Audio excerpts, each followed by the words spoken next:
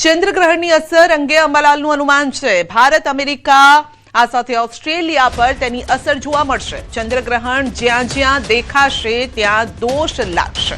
યુદ્ધ અંગે અંબાલાલ પટેલનું અનુમાન છે માર્ચ મહિનામાં ગ્રહનો ભરડો રાહુ કેતુ વચ્ચે છે અને થોડા દિવસમાં જ યુદ્ધ શાંત થશે।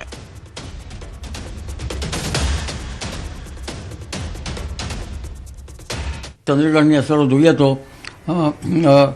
અમેરિકા, ઉત્તર દક્ષિણ બંને અમેરિકા, રશિયા, યુરોપ, કેટલાક ભારતના ભાગોમાં અને ઓસ્ટ્રેલિયાના ભાગોમાં પણ આની અસર નકારાત્મક અસરો થવાની શક્યતા રહે છે। એટલે આ હાલમાં યુદ્ધ ચાલી રહ્યું છે ત્યારે આ ગ્રહણની અસર ચંદ્ર એ મનનો કારક છે અને રાહુ એ માયા છે। એટલે માધાતાઓના મન ઉપર તેની અસર થવાની શક્યતા રહે છે। હમણાં માર્ચ મહિનાની તો ગ્રહોની સ્થિતિ ઘણી અનિષ્ટકારી તેમજ આપત્તિકારી કટોકટીપૂર્ણ છે। માર્ચ માસના થોડાક દિવસ ગયા પછી લગભગ યુદ્ધ સીઝ ફાયર એટલે યુદ્ધ બંધ થવાની શક્યતા વચમાં આવી શકે છે અને વાટાઘાટો થવાની શક્યતા રહે છે। તો હોળીની જ્વાળા જોઈને ચોમાસાનું તારણ કઢાયું છે। ચોમાસું સારું રહેવાનું અનુમાન છે। પાછોતરો વરસાદ પડવાની પણ શક્યતા પશ્ચિમ ઉત્તરના પવન જોવા મળ્યા છે।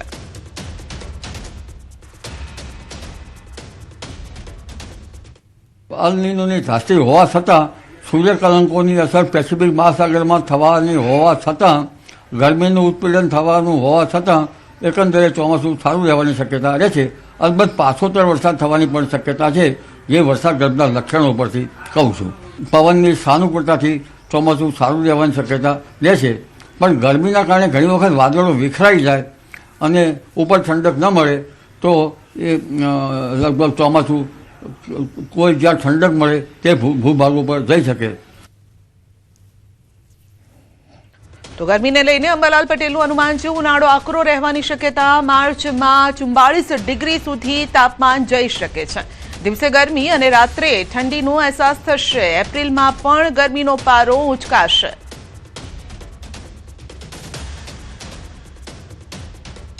ઉનાળો આ વખતે આકરો રહેવાની શક્યતા રહેશે અને માર્ચ માસમાં લગભગ 7મી માર્ચ સુધીમાં ગરમી જોરદાર પડવાની શક્યતા રહેશે।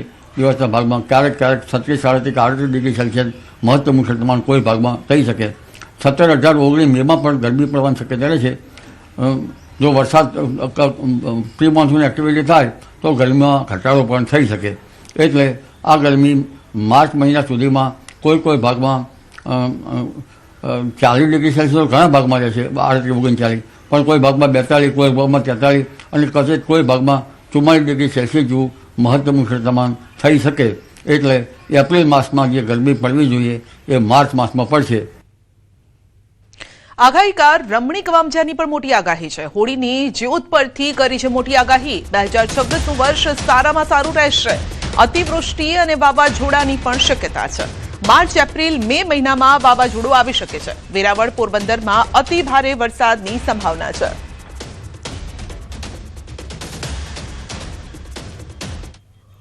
આ વર્ષે શરદ પૂનમના દિવસે રાતે 8 થી 6 વાગ્યા સુધી પવન અને ખાંડરા અતિ ભારે ભેજ આવવાથી આ વર્ષે 2026નું વર્ષ સારામાં સારું રહેશે અને અતિવૃષ્ટિ થશે। ને આ વર્ષે અત્યારે જે કચ્છને આધારે આખા ત્રીજનો પવન અને ઉતાસલીનો પવનની અત્યારે જોવાની પદ્ધતિ હોવાથી આ વર્ષે અતિ ભારે ગરમી પડશે। ઓગસ્ટ મહિનાની અંદર હજી પણ સૂર્યગ્રહણ, ચંદ્રગ્રહણ આવે છે એ પણ ભારે હોય છે એટલે ત્યારે ખેડૂત માટે અતિ ભારે ગરમી પડશે। અને આ વર્ષે અખાતીને છે રોહિણી નક્ષત્રે અતિ ગરમી પડશે અને ભાદરવા સુદ છઠને દિવસે અનુરાધા નક્ષત્ર છે એટલે વર્ષ સારું જશે। ભાદરવા વધ અને હાથિયા નક્ષત્ર બેસે તે હાથિયા નક્ષત્રની અંદર પાછોતર વરસાદ સારા થશે અને ગાજવી સાથે પાક પાણીમાં પણ નુકસાન થશે। દર વર્ષની જેમ આ વર્ષે પણ હોળી ધૂળેટીના પર્વની હર્ષોલ્લાસ સાથે ઉજવણી થઈ રહી છે. હોળી પ્રગટાવવાની સાથે જ લોકોમાં આવનારું વર્ષ કેવું રહેશે તેની ઉત્સુકતા પણ જોવા મળે છે. ધાનેરામાં પણ હોળીના વર્તારાને વિશેષ મહત્વ આપવામાં આવે છે અને જ્યાં હોળીની જ્વાળા અને ટોચ પર લગાવાયેલ ધજાની દિશા પરથી વર્ષનું અનુમાન લગાવાય છે.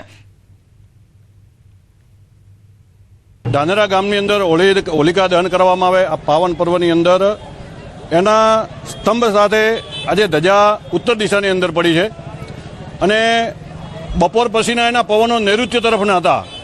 એટલે મેં એવું વિચારેલું કે કદાચ આજે ધજા ખાલી ખંડમાં પણ જાય, પણ કુદરતી રીતે આ વર્ષની અંદર જે ધજા સ્તંભ સાથે ઉત્તર દિશાની અંદર પડી એટલે એનું ફળ સુખાકારી હોય છે અને લગભગ 75% વર્ષ સારું જાય એવું આપણું સુકન કહેવામાં આવે છે. જામનગરના જોડિયા તાલુકાના લીંબુડા ગામમાં પરંપરા અને આસ્થાનો અનોખો સંગમ જોવા મળ્યો છે, જ્યાં ગામના વડીલો અને ગ્રામજનોની ઉપસ્થિતિમાં હોળી પ્રગટાવવામાં આવી અને ત્યારબાદ સૌએ આસ્થાભેર હોળી માતાના દર્શન કર્યા. પરંપરા મુજબ હોળી પ્રગટ્યા બાદ તેનો ધુમાડો જે દિશામાં જાય તે દિશા પરથી આગામી વર્ષના વરસાદ પાકની આગાહી કરવામાં આવે છે. આવનાર વર્ષની ખેતી અને સમૃદ્ધિનું પૂર્વાનુમાન કરવાની વર્ષો જૂની આ પદ્ધતિ છે. તો આ વર્ષે ધુમાડો પૂર્વ દિશા તરફ જતા લીંબુડા ગામના લોકોમાં પણ ખુશીની લહેર જોવા મળી છે.